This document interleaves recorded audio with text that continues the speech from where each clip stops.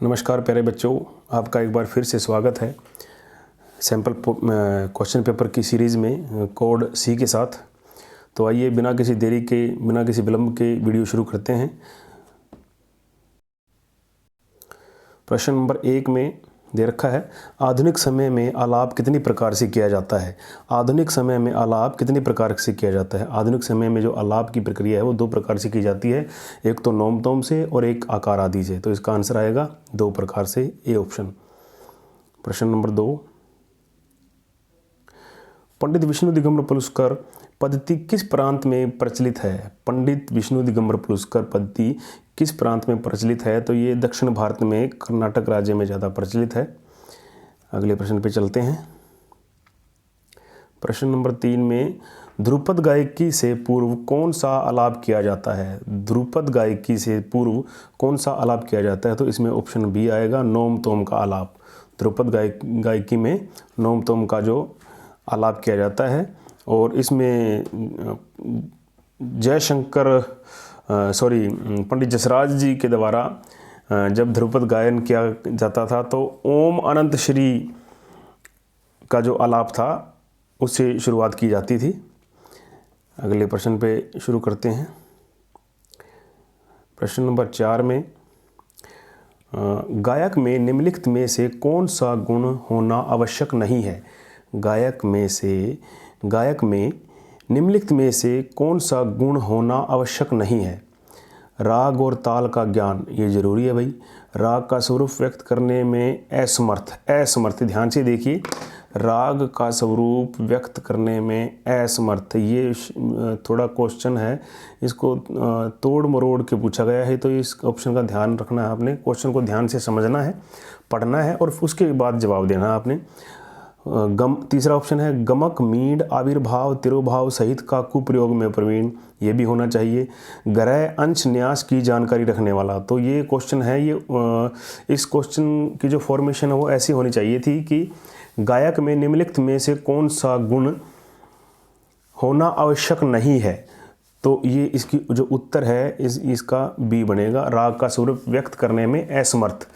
ये नेगेटिव दे रखा है इसमें, वैसे तो जो गायक है वो राग का स्वरूप करने में समर्थ होना चाहिए, परंतु यहाँ पे असमर्थ लिख रखा है, इसलिए इस ऑप्शन के आंसर में ये बी ऑप्शन इसका आंसर बनेगी। आगे प्रश्न नंबर 5 में राग में डैश स्वर का विशेष महत्व होता है। राग में किस स्वर का विशेष महत्व होता है। मेन जो स्वर उसका है वो वादी स्वर होता है। वादी स्वर का विशेष महत्व होता है, क्योंकि वादी के साथ ही हम वादी और संवादी का जो संवाद बनता है, सा मा या सा पा का, तो उसके अकॉर्डिंग हमें संवादी स्वर भी मिल जाता है, और उसके साथ अनुवादी स्वरों का प्रयोग करके हम राग को एक संपूर्ण बना सकते हैं। तो इसमें ऑप्शन आएगा, राग में वादी स्वर का विशेष स्थान या महत्व होता है। अगला प्रश्न नंबर 6 में स्वरों को विशेष रूप से हिलाने को क्या कहते हैं। स्वरों को विशेष रूप से हिलाने को क्या कहते हैं। इसको कहते हैं गमक। क्या कहते हैं, गमक।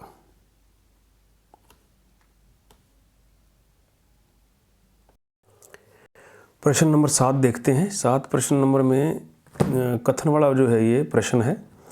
कथन ए में संधि प्रकाश राग का समय सुबह 7 से 10 बजे तक माना जाता है। नहीं, ये कथन गलत है भाई। संधि प्रकाश का जो समय है वो सुबह 4 से 7 और सायंकालीन संधि प्रकाश जो राग होते हैं उनका भी शाम के समय 4 से 7 बजे तक का समय माना जाता है। संधि प्रकाश रागों में हिंडोल व केदार का नाम आता है। संधि प्रकाश रागों में हिंडोल व केदार का नाम आता है। तो केदार जो है, वैसे तो दोनों राग ये कल्याण थाट से है, परंतु जो हिंडोल राग है वो माँ तीव्र होने के बावजूद भी सुबह प्रातःकाल में गाया जाता है। तो ये इसलिए दूसरा ये भी जो है ऑप्शन गलत है, इसलिए इनका आना चाहिए, ऑप्शन आ जाएगा इसका कथन ए और ब दोनों गलत है, ऑप्शन डी। ध्यान से आपने क्वेश्चन से पढ़ना है, उसके बाद इसका उत्तर समझ के देना है। अगला प्रश्न नंबर 8।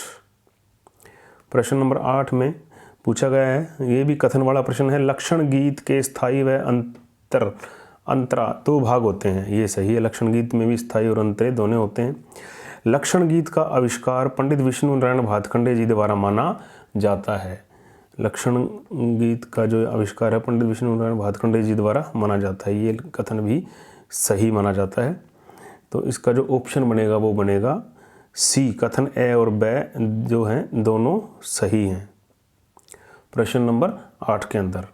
उसके बाद अगले प्रश्न पे चलते हैं। प्रश्न नंबर 9 में कॉलम है, एक कॉलम को 2 से मैच करना है, तो आइए मैच करते हैं। प्रश्न नंबर 9 में तोड़ी, तोड़ी, आसावरी, पूर्वी, मारवा और सामने इनके जो है स्वर दे रखे हैं। तो ये जो प्रश्न है ये थाटों से संबंधित प्रश्न मुझे लग रहा है। तो तोड़ी जो स्वर है, तोड़ी थाट है जो, उसमें क्या विशेषता होती है? उसके अंदर रे, गा और धा कोमल होते हैं और मा स्वर तीव्र होता है। तो इसका जो ऑप्शन है वो ये 4th बन जाएगा। आसावरी, आसावरी थाट के अंदर गा धानी कोमल होते हैं, तो ये बन जाएगा। पूर्वी, पूर्वी के अंदर जो है रे, धा कोमल और मा तीव्र, ये सामने बन जाएगा। तीसरे का तीसरा ऑप्शन बन जाएगा। और मारवा में रे कोमल मा तीव्र, मारवा में रे कोमल मा तीव्र, तो इसका ऑप्शन दूसरा बन जाएगा। तो इसके हिसाब से 4, 1, 3 और 2, 4, 1, 3 और 2, तो इसका ऑप्शन बनेगा 4, 1, 3 और 2। तो इसका ऑप्शन के हिसाब से ऑप्शन इसका बी आंसर बन जाएगा। आगे देखते हैं प्रश्न नंबर 10 में भी मैचिंग वाला प्रश्न है। प्रश्न नंबर 10 का देखते हैं उत्तर। ये प्रश्न नंबर 10 में है कॉलम 1 को कॉलम 2 से मिलाना है। राग देश, बिहाग, भोपाली, इसमें रागों के बारे में है। राग देश, राग जो देश है वो ओडो संपूर्ण जाति का राग है। जो राग बिहाग है, राग बिहाग, राग भोपाली, तीसरा मिलाते हैं पहले। राग भोपाली ओडो ओडो का है। धा मा गा रे गा नी सा, ये देश का ही है जो स्वर समूह है। तो ये जो बिहाग है ये ओडो शाडव का तो नहीं है।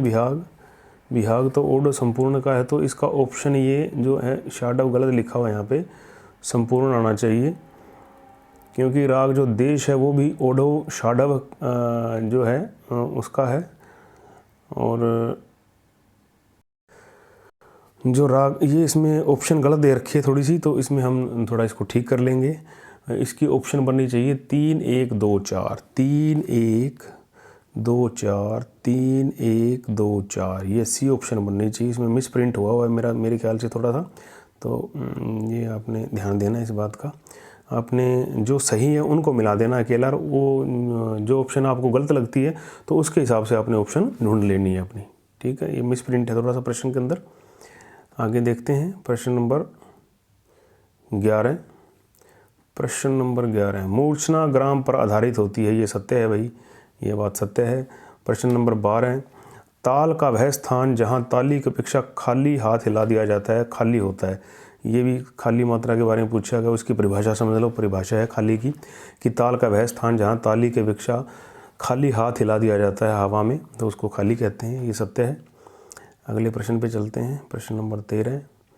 प्रश्न नंबर 13 में ध्रुपद की गोबरहार वाणी के संस्थापक कौन है? ध्रुपद की गोबरहार वाणी के संस्थापक कौन है? तो इसके जो संस्थापक है वो थे तानसेन जी। तानसेन जी गोबरहार वाणी के जो ध्रुपद की 4 वाणियाँ हुई हैं, तो उनमें से जो गोबरहार वाणी है उसमें उसके जो संस्थापक थे वो तानसेन थे। अगले प्रश्न पे चलते हैं। प्रश्न नंबर 14 प्रश्न नंबर में पूछ रखा है पुस्तकों के नाम। प्रणव भारती और संगीतांजलि नामक पुस्तक किसके द्वारा लिखी गई है? प्रणव भारती और संगीतांजलि नामक पुस्तक किसके द्वारा लिखी गई है? तो ये जो पुस्तक है वो पंडित ओंकार नाथ ठाकुर के द्वारा लिखी गई हैं। ये दोनों पुस्तकें पंडित ओंकार नाथ ठाकुर के द्वारा ये पुस्तकें लिखी गई हैं। तो ये जो जीवनी हैं आपकी 4-5 जो संगीतज्ञ हैं आपके सिलेबस में, उन जीवनियों में से छोटे क्वेश्चन भी बन सकते हैं भाई। तो इन जीवनियों को आपने ध्यान से पढ़ के जाना है वार्षिक परीक्षा के लिए। और कहीं से भी पूछा जाए प्रश्न, हमें अगर जीवनी ध्यान से याद हो तो हम कहीं से भी प्रश्न पूछा जाए, छोटा पूछें, बड़ा प्रश्न पूछें, लघु उत्तरात्मक पूछें या दीर्घ प्रश्न पूछें तो उसका उत्तर हम दे सकते हैं। आगे चलते हैं प्रश्न नंबर 15 के ऊपर। प्रश्न नंबर 15, बड़े गुलाम अली खान के पिता का नाम क्या था? तो उनके पिताजी का नाम था, बड़े गुलाम अली खान जी के पिताजी का नाम अली बख्श,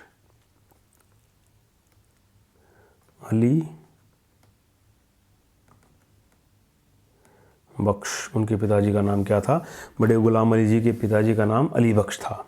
आगे चलते हैं प्रश्न नंबर 16 के ऊपर, राग बिहाग की जाति बताएं। राग बिहाग की जाति, तो राग बिहाग की जाति है औडव संपूर्ण।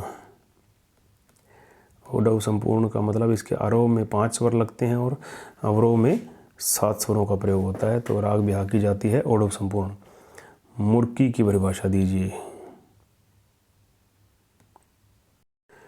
मुर्की की परिभाषा के लिए आप यहाँ से ये क्वेश्चन है जो वो याद कर सकते हैं। मुर्की किसे कहते हैं या संगीत में मुर्की किसे कहते हैं? गायन में जब 3 स्वरों का शीघ्रता से परंतु कोमलतापूर्वक उच्चारण किया जाता है तो यह मुर्की की क्रिया कहलाती है। मुर्की की क्रिया में मूल स्वरों के ऊपर 2 अलंकारिक स्वर लिए जाते हैं। इन अलंकारिक स्वरों को बड़ी शीघ्रतापूर्वक आकार के रूप में स्वरों के साथ ही उच्चारण किया जाता है, जैसे ग रे सा, म ग रे आदि। कहने का अभिप्राय है कि मुर्की की क्रिया में यदि सा कहना है तो शीघ्रतापूर्वक आकार में ग रे सा 3 स्वरों को गाया जाएगा। ठुमरी और टप्पा गायन शैलियों में मुर्की बड़ी सुंदर प्रतीत होती है। मुर्की की क्रिया करने के लिए गले की विशेष रूप से तैयार करना पड़ता है। सितार वादन पर यही क्रिया 3 स्वरों का कृंतन कहलाती है। अगर सितार के ऊपर इन 3 स्वरों को हम जल्दी से बजाएंगे तो उसको कृंतन कहा जाएगा। तो यहाँ से आपने ये मुर्की की जो परिभाषा है, ये पहली 2-3 लाइनें आप पूर्ण रूप से याद कर लेंगे कि 3 स्वरों को शीघ्रतापूर्वक और कोमलतापूर्वक उच्चारण किया जाना ही मुर्की कहलाता है। अगले प्रश्न देखते हैं। अगले प्रश्न पे है प्रश्न नंबर 18, धमार नामक गायन शैली के साथ किस ताल का प्रयोग किया जाता है? धमार नामक गायन शैली के साथ किस ताल का प्रयोग किया जाता है? तो धमार नामक गायन शैली है, इसके साथ धमार ताल का ही प्रयोग किया जाता है। धमार जो ताल भी है हमारी 14 मात्राओं की, उसका प्रयोग किया जाता है धमार गायन शैली के साथ। अगला प्रश्न देखते हैं। प्रश्न नंबर 19, मध्यकाल में कौन कौन से वाद्यों का निर्माण हुआ? तो मध्यकाल में मुख्य रूप से अमीर खुसरो जी द्वारा जो 2 वाद्य हैं, सितार और तबला, ये लिखेंगे आप इस प्रश्न के उत्तर में। सितार और तबला जो वाद्य हमारे हैं, शास्त्रीय वाद्य हैं, उनका जो निर्माण हुआ। अगले प्रश्न में देखते हैं, तराना का जो आविष्कार किसने किया? 20 नंबर प्रश्न में तराना का आविष्कार किसने किया? तराना का आविष्कार अमीर खुसरो जी ने किया। अमीर खुसरो। जो ये 19वां और 20वां प्रश्न आपस में जुड़े हुए हैं, तो ये जो 20वां प्रश्न है इसका जो उत्तर है वो अमीर खुसरो आ जाएगा। आगे देखते हैं, ध्रुपद का शाब्दिक अर्थ व परिभाषा बताते हुए संक्षिप्त व्याख्या करें। इस प्रश्न में आप ध्रुपद का जो शाब्दिक अर्थ है वो बताएंगे। ध्रुव और पद अर्थात जो अचल पदों वाली गायकी है वही ध्रुपद कहलाती है। अगले प्रश्न में देखते हैं।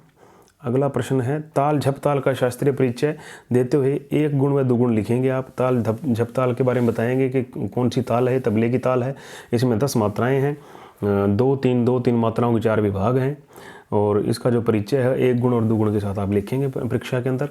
वाग्यकार की परिभाषा देते हुए उनके 3 विशेषताएं लिखें। अगले प्रश्न में वाग्यकार के बारे में लिखेंगे, वाग्यकार की परिभाषा देते हुए उसकी 3 विशेषताएं लिखेंगे।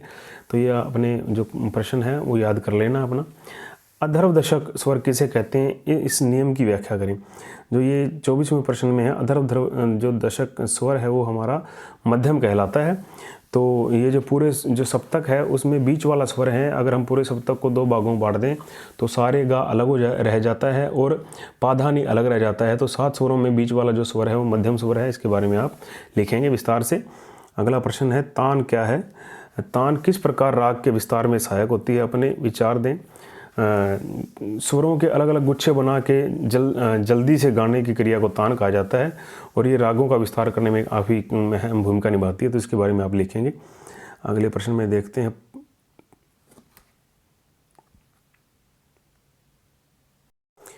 अगला प्रश्न है प्रश्न नंबर 26। प्रश्न नंबर 26 में जो संगीत परिजात ग्रंथ की विस्तृत व्याख्या करें या भविष्य के क्षेत्र में संगीत के क्षेत्र में क्या क्या संभावनाएं हैं, ये मैंने आपके +2 वाले जो पिछले पेपर कोड ए में और बी में इस क्वेश्चन को शेयर किया गया, तो आप इस क्वेश्चन का आंसर वहाँ से ढूंढ सकते हैं। आगे चलते हैं।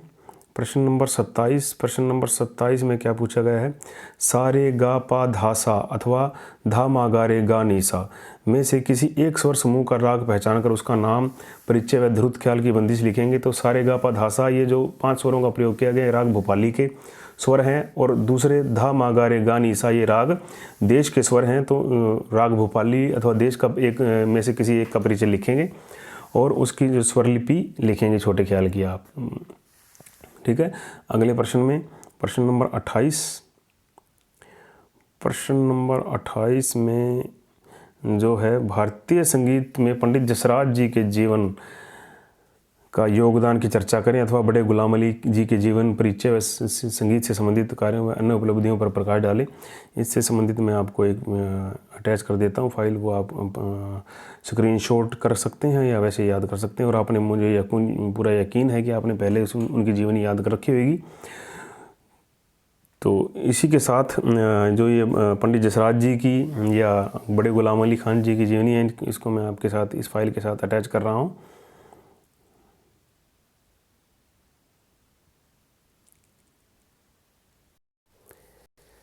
सबसे पहले बड़े गुलाम अली खान जी का जीवन परिचय है, ये आप ध्यान इसमें इस प्रकार के प्रश्नों में आपने सबसे पहले उनके बारे में लिखना है कि उनके जन्म के और संगीत शिक्षा के बारे में लिखेंगे आप, उनके परिवार के बारे में लिखेंगे, उनकी गायकी कैसी थी, उन्होंने कहाँ प्रोग्राम किए, उनको कैसे कैसे सम्मान और उपाधियाँ मिली, उनकी शिष्य परंपरा के बारे में लिखेंगे, उन्होंने कौन कौन से शिष्य बनाए और उनको किन किन को संगीत सिखाया, और उनके जो अंतिम समय या मौत के बारे में, उनके जीवन के बारे में लिखेंगे। ये ऊपर वाला जो बड़े गुलाम अली जी का था।